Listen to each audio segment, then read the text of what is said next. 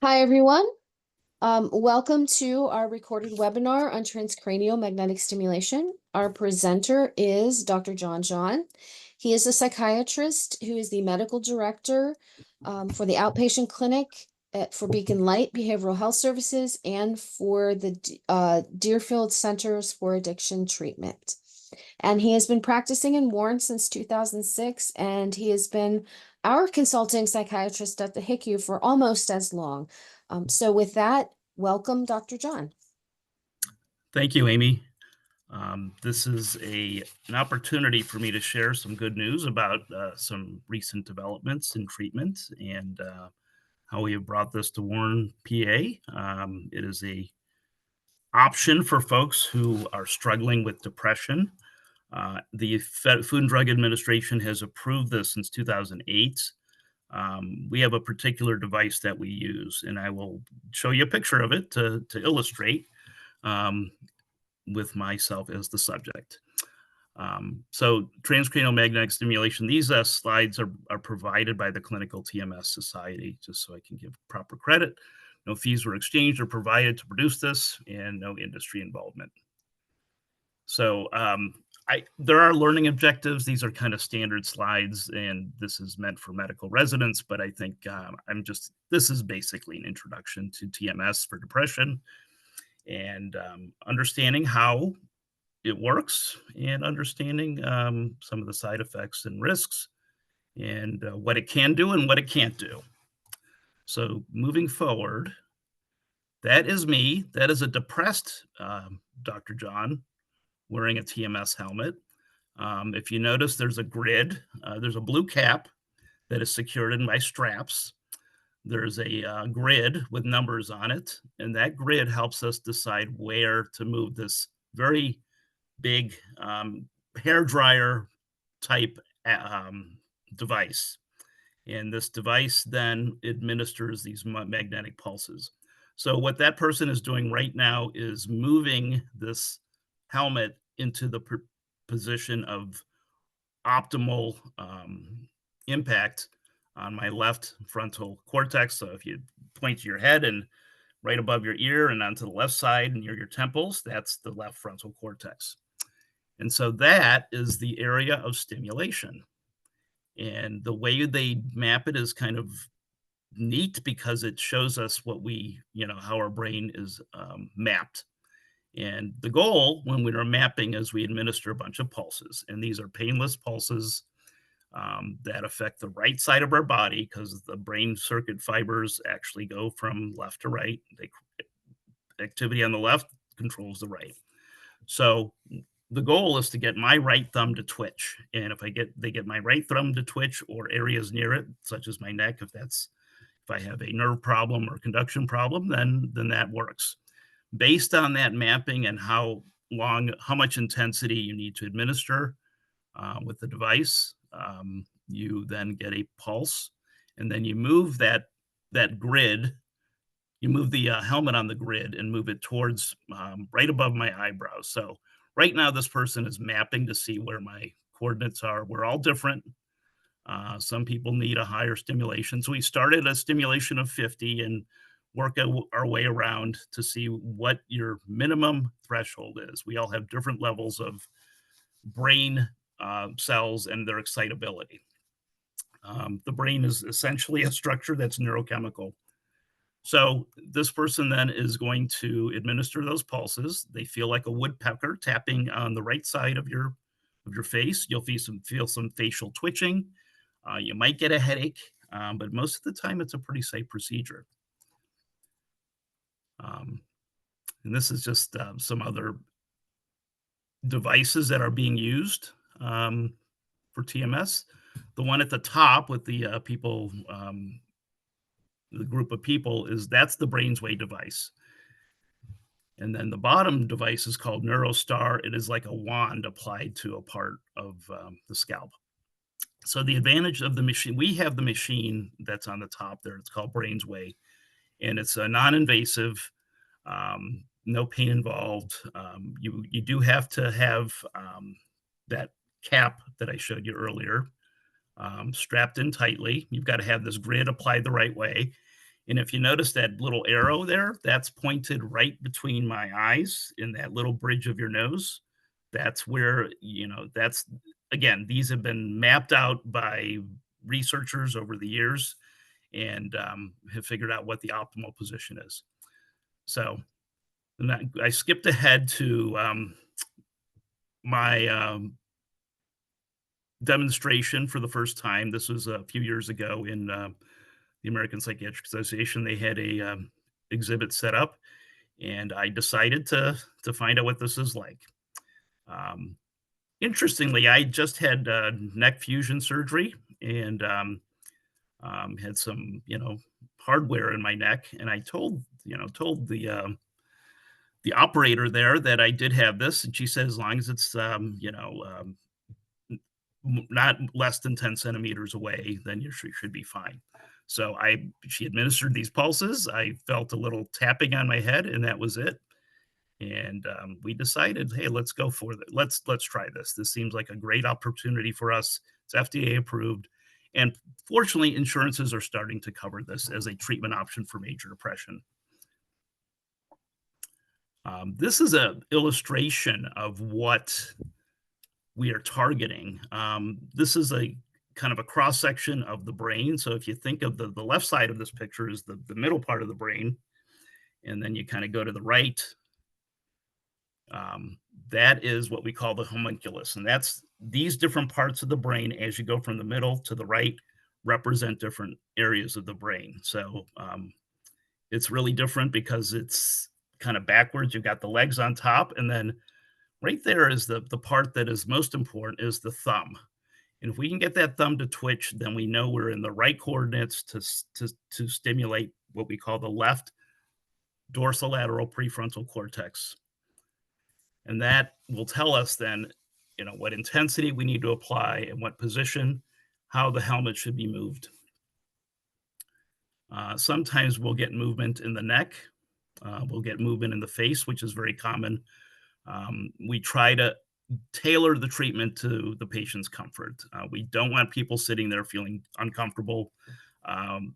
Funny story, when I was myself and Dr. Samora, the other TMS practitioner at Beacon Light, is that we practiced on each other, and I made his teeth hurt. So obviously I learned my lesson, but I also learned that I needed a much higher stimulation based on some neural, stuff with things going on with my neck. So we had fun with this. It was enjoyable, and as psychiatrists, we're kind of enjoying having a device to use and to feel like we can make an immediate impact.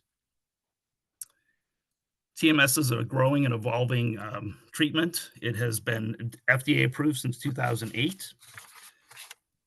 It has been FDA cleared in the US to treat depression, obsessive compulsive disorder, smoking addiction, anxious depression, and late life depression. In Europe, this is actually being used for different indications and being studied for Alzheimer's, autism, bipolar, multiple sclerosis, Parkinson's, post-stroke rehabilitation, and negative symptoms of schizophrenia. Those are the symptoms of lacking drive or motivation, cognitive slowing, lack of interest. Those are the negative symptoms of schizophrenia. The studies have been very positive.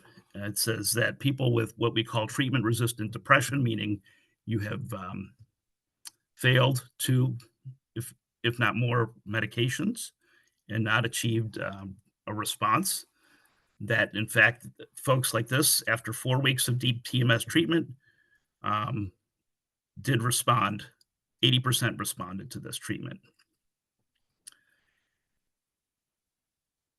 And on real life data, over 1,000 participants treated for depression found that roughly 75%, so 750 people, achieved a positive clinical response, with 1 out of 2 achieving remission. So 50% of those folks achieving remission. So remission means a complete removal of depressive symptoms and maintaining that stability over the course of a year.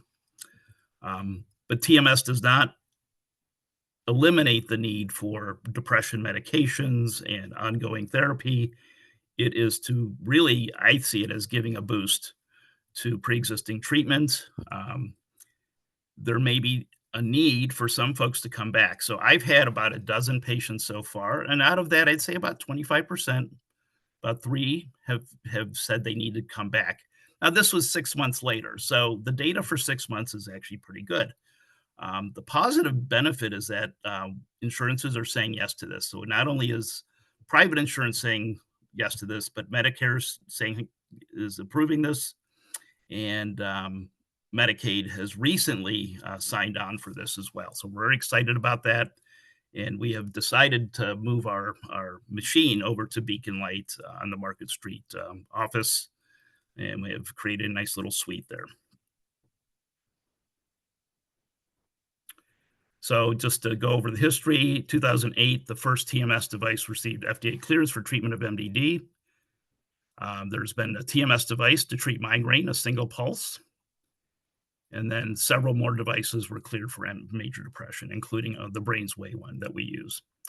And then at theta burst stimulation, you can administer these pulses in different ways and different frequencies. It is different sounds, different impulses, and that depends on what we're treating. So, as I said, there's a smoking cessation. There's a different helmet for that, different coils. And here's the evidence. So, an individual antidepressant leads to remission, complete absence of symptoms a third of the time, and don't always hit all the right neurotransmitters or don't provide that improvement that we're looking for. I'm not going to go through a lot of detail, but these are medications listed at the bottom. The typical SSRIs, citalopram, Buspar, Wellbutrin, venlafaxine, sertraline or Zoloft, lithium, nortriptyline, Remeron, and those are different types of groups of medications. So as you fail more medications, you have less chance of responding. So they did a study with these really tough to treat folks, and the evidence was very positive. And these are people who had long-standing difficulties with depression, long history of depression, recurrent anxiety. And so 1 in 2, like we talked about before, 1 in 2 patients respond to treatment, and 1 in 3 remit. They have remission. They remove their symptoms are gone. So those numbers at the bottom, responders and remitters, are just scores that we give. We give a scale called the PHQ-9, which is a depression rating scale. If you go to your doctor's office, sometimes they're administering these now. Those are scored, and based on a score of 15 and above, or 15 is kind of the cutoff for severe depression. They do a rating. So if you look at the remitters, their depression score dropped to less than 5. Responders, their depression score dropped to less than 10. So the lower the score, the better. So there's been a lot of devices. Different devices have been supported. We have the helmet, the Deep TMS. What's it called? It's called an H coil. And there's magnetic coils inside of the helmet. And if I can do this later, I'll try to put a video on to show you. These are just more data. So let's go to the advantages of TMS. Unlike medications, it does not cause systemic adverse effects like sexual dysfunction, weight gain, nausea, those type of typical side effects. Shock treatment, as you know, is still used, but it is actually not as commonly used. We reserve shock treatment for severe cases, people who are not responding to anything, they're suicidal or homicidal, failure to thrive, not eating, cannot function. That's where shock treatment does work quite well. It's still the most effective treatment out there, but it does have side effects such as memory loss.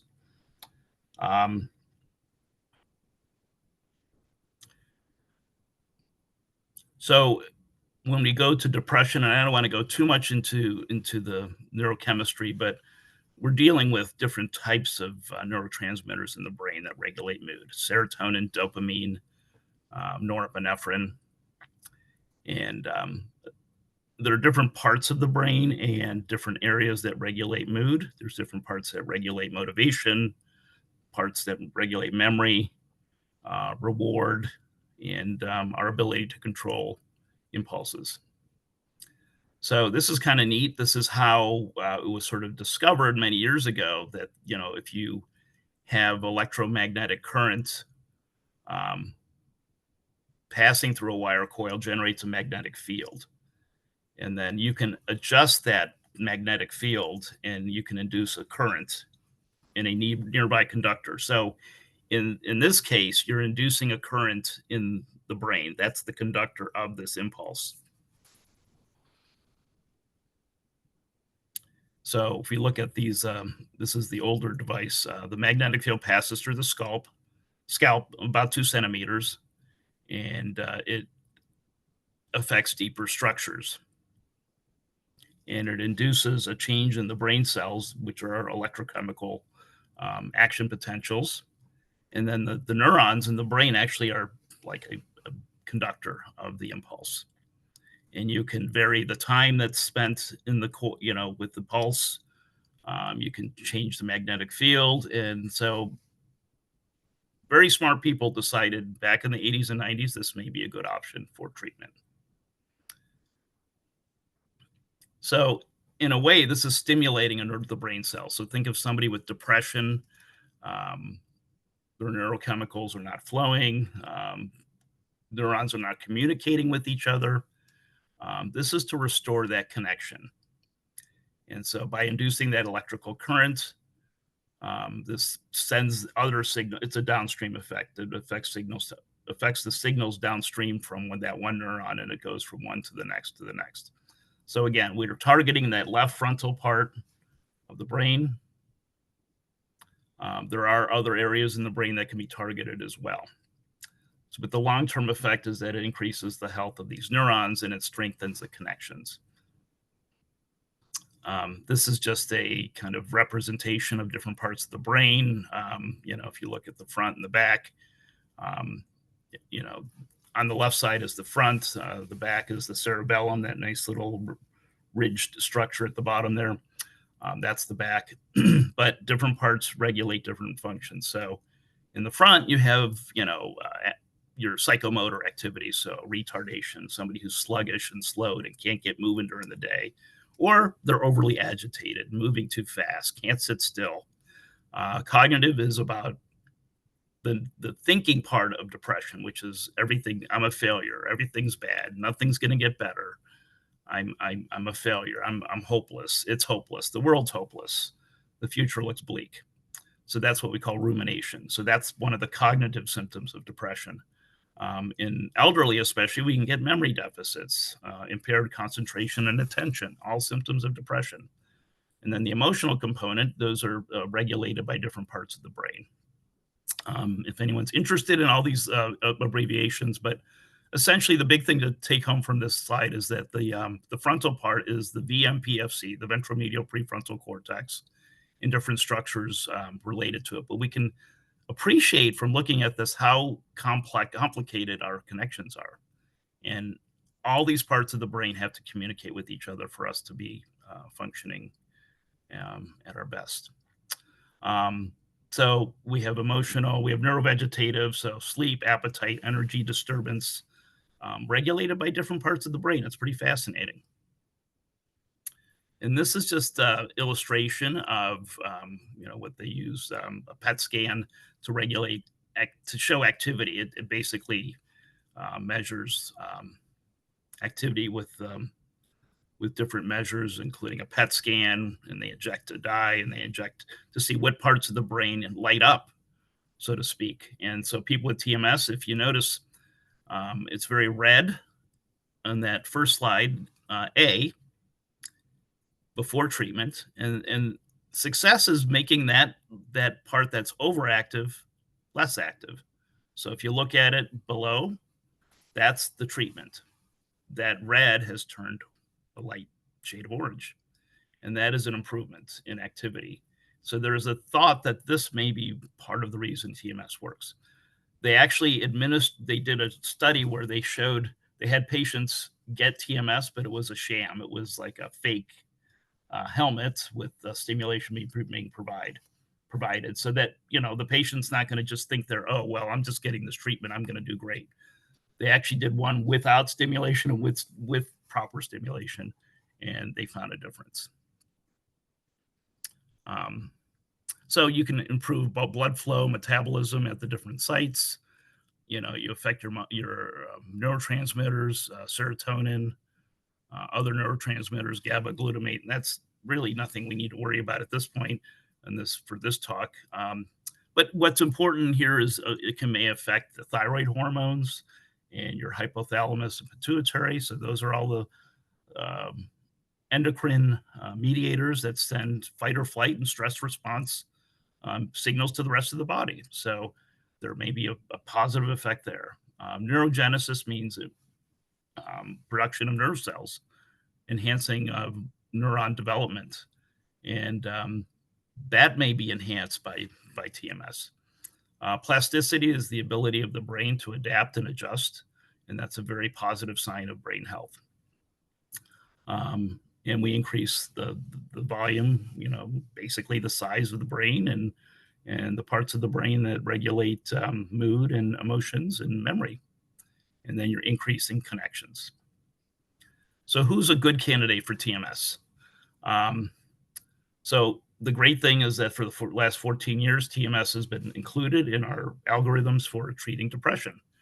And because there's evidence out there now, I think that insurances are saying, hey, we can cover this.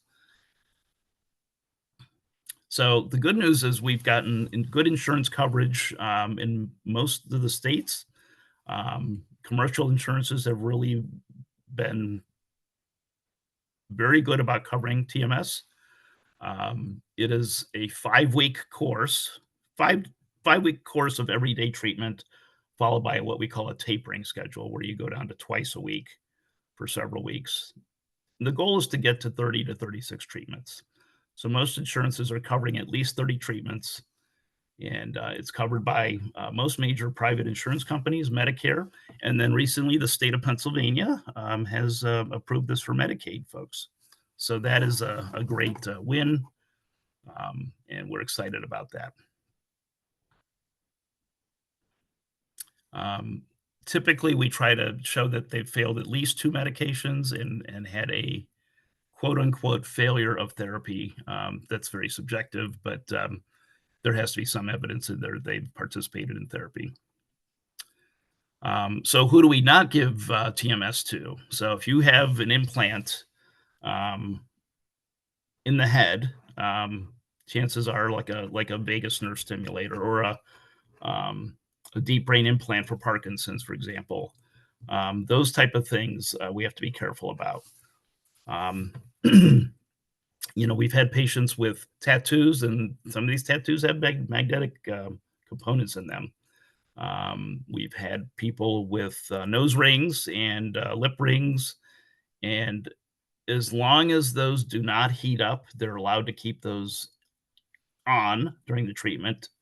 But that's the risk when you have a magnet, and if you've ever been to an MRI, they have you take out any metallic object devices, whatever. So you have to be careful. Most patients will comply and take off the rings, and it probably is much safer.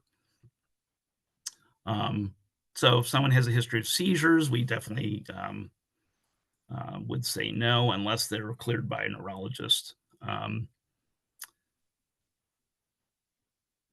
Somebody with a history of brain lesions, pregnancy, or who can't make it in to see us every day for 5 weeks, because transportation, especially in a rural setting like this, is very hard for folks. If they can't come in for treatment, then they're not going to receive the full benefit. My first patient actually came all the way from Bradford every day for 5 weeks, and she said it was worth it. The most common side effects that I've seen can be headache, a little bit of discomfort. Knock on wood, I haven't seen syncope or seizures, but we are set up to monitor that closely if there are seizure protocols and whatnot. But the risk is low, as you see, 1 in 10,000. Um, I had one patient who had severe pain behind his right eye, and we could not continue it. We tried numerous techniques to lower the stimulation to his brain, and it was we just could not get him to a tolerable place. You will feel like a woodpecker's tapping on the side of your head, and that's pretty tolerable for most folks. I've had patients who've fallen asleep during this session. So this is just to reiterate what I had mentioned earlier: 5 treatments, 5 days a week for 4 to 6 weeks, and usually we have to wean people down. And so we could do 4 weeks of 5 days a week, and then wean down to twice a week for 8 weeks, and that gives us 36 sessions. There are new techniques out there where you can come in for 1 week, but it's very high intensity treatment, and not everybody will tolerate that. But that's an option for somebody who can't come in all the time. Whether it be you have to take care of your kids or work, or you have a job, that doesn't allow you to come in. So the future is bright with that. I think we're getting to the point where there's going to be shorter treatments. Okay, so just to reiterate what I said earlier, it's not a replacement for ECT. If you have somebody who's suicidally depressed and high risk, you get them into treatment. Obviously, you get them into the hospital, or make sure they're safe. If they're a threat to themselves or others and they're not responding to medications, ECT or shock treatment may be an option.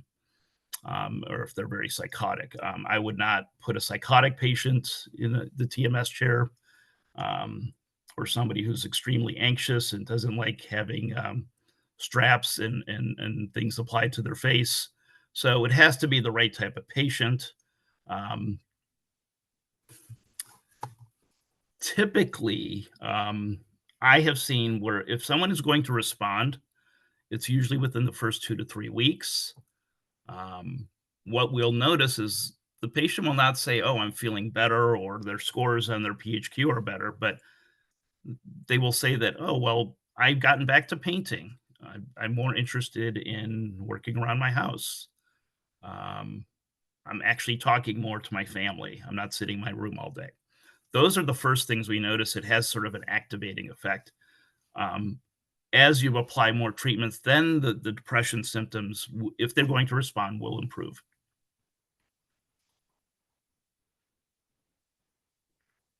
Um, so there's no, just as a, extension of what I was saying earlier, do patients need to come back? Sometimes they do. And we've got about 3 people who want to come back. It's been about a year, 6 months to a year, and they wanted to come back. And the evidence is still being accumulated about as to what would work best. What is a maintenance treatment protocol, meaning ongoing treatment? Do you bring them back in for a few sessions, for a few weeks? Because depression is a relapsing illness. It is chronic, just as you would say diabetes or hypertension or heart disease. These are chronic diseases. It's not a one and done. And but as to repeat what I said earlier, this is not a replacement for medications. This involves this is to enhance the treatment that you're receiving, and from in my experience, I've actually seen where patients feel better. They feel like they're in a better place. They're more motivated. My first patient actually said she was spending more time with her son who had developmental disability. She's interested in things again, and got her son the help he needed. And her son actually with autism said, "Oh, she's said to her that she's doing better."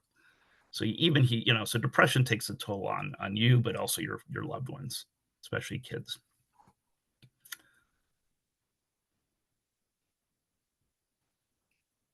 Okay, so TMS is a focal non-invasive form of brain stimulation based on principles of electromagnetic induction of current.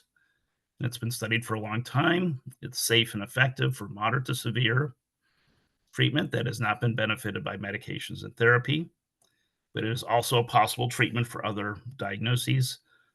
OCD, obsessive compulsive disorder, different protocol, but we have a helmet for that now. And it's a different procedure because different parts of the brain are being stimulated. There's also a helmet for smoking cessation. We do not have that, but I have a feeling that a lot of these helmets can be used for different purposes and probably would have a benefit. TMS is well tolerated without major risk of systemic adverse effects. I'm going to see if I can show you a video, if I can get the screen share up to show what this is about. I don't know if we can stop recording and then I can see if I can pull that up. And then there's one more after that. Sorry. Okay. Okay, here we go. I'm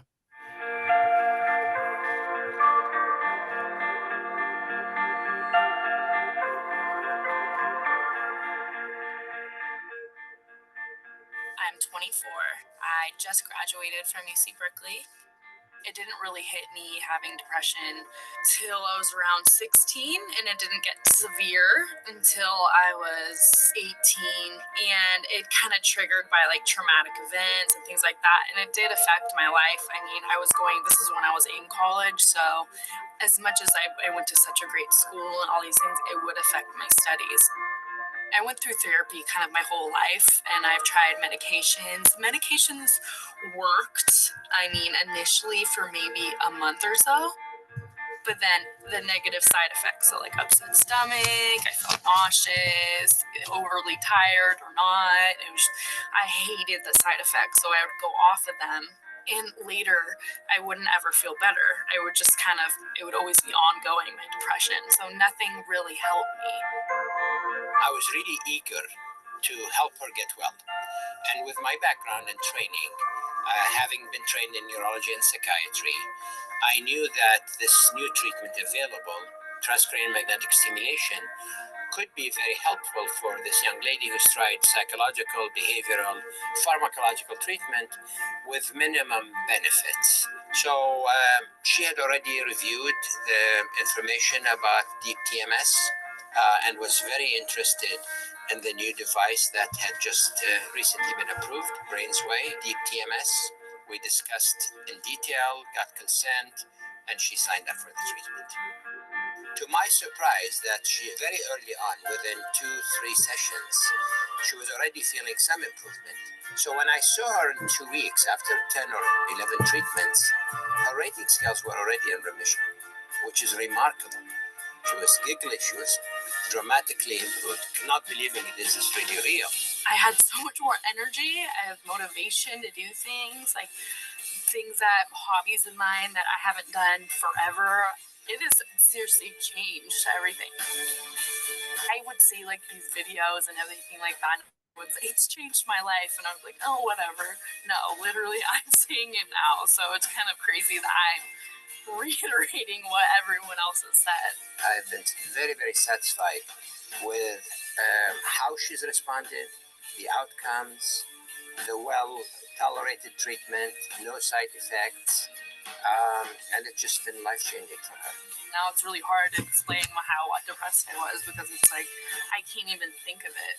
It's kind of like blown past my mind. It is nothing more satisfying to a doctor, especially in a non-surgical specialty, to see a young person who's done everything right from a loving, caring family, but was really plagued by a disease of depression, and to see her transform in front of our eyes is wonderful blessing.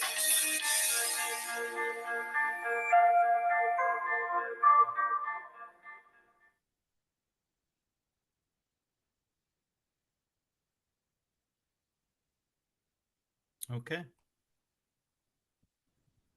Can I click one more? Absolutely. Okay. Yep. I'll do one more and then we're done. Okay. 5 words you pronounce wrong. Oh, 2 years before your brain starts shutting down. Dementia is. There we go. BrainsWay, an in-depth look at Deep TMS. BrainsWay developed Deep TMS, the unique ability to stimulate deeper and broader neuronal targets than any other commercially available transcranial magnetic stimulation technology using its patented H-coil. Transcranial magnetic stimulation induces an electric field in the brain that stimulates neurons. The intensity of the field is always strongest at the scalp, and it decreases as the field propagates into the brain. BrainsWay Deep TMS H-coil is uniquely configured to produce a field that has a slow rate of decay, allowing it to sustain its strength deeper in the brain. Deeper penetration means that more neurons are under the influence of the electric field induced by the BrainsWay coil. Moreover, evidence suggests that these neurons located deeper in the brain folds are positioned in parallel to the electric field, and therefore they are more receptive to the stimulation. BrainsWay's H1 coil enables direct or indirect stimulation of medial and lateral prefrontal cortex structures, known to have strong connections with important reward system sites that are relevant to mood disorders. Obviously, no two brains are the same. Standard positioning techniques used with generic figure-8 coils have been shown to miss the DLPFC target area entirely in many cases. Even within the general area targeted by standard positioning techniques, the target stimulation varies dramatically between individuals. BrainsWay Deep TMS targets a broader area and is therefore more likely to hit the target and achieve excellent results. With BrainsWay Deep TMS, 1 out of 3 medication-resistant patients achieved remission. The results were even higher in real-life clinical settings as reported by clinicians. 3 out of 4 patients achieved significant clinical response with BrainsWay Deep TMS. Tens of thousands of patients have already benefited from BrainsWay's deeper and broader unique treatment. Over 90% of the population enjoy reimbursement coverage in the US. Deep TMS is the cutting edge of science research. Lead the way to remission.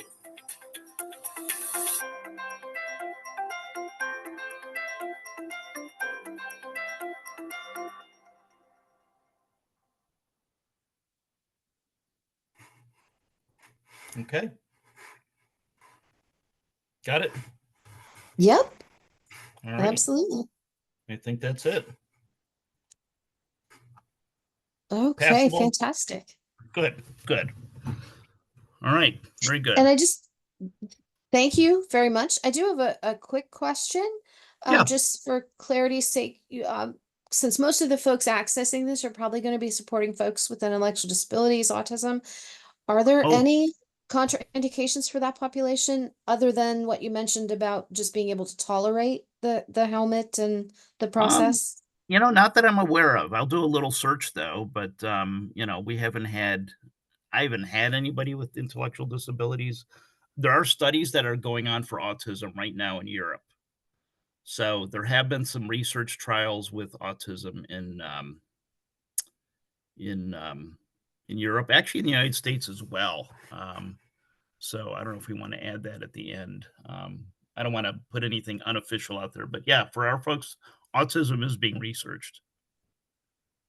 Right, right. Yeah, I actually there, and I can't remember the name of it either. There's a book that one of the study participants wrote Yeah. about, the impact that it had on his autism. So Yeah. yeah, I think that's there's no contraindication if they're safe. So I don't know if we want to add that in there, or I don't know if you want me to Yeah. say something more, but there's ongoing studies.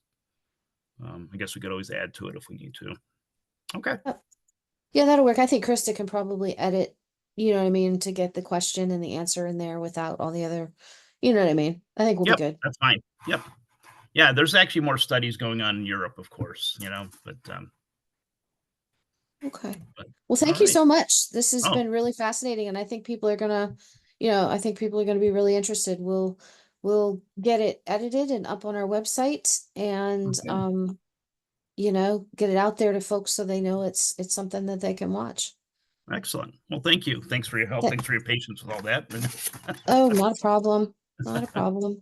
And you actually have 15 minutes before you have to do something else, right? That's right. Yep, I gotta be at the clinic. So all righty. Sounds All good. right. Hey, Thanks, thank you. Amy. Have a good Have a day. good one. Bye-bye. Bye.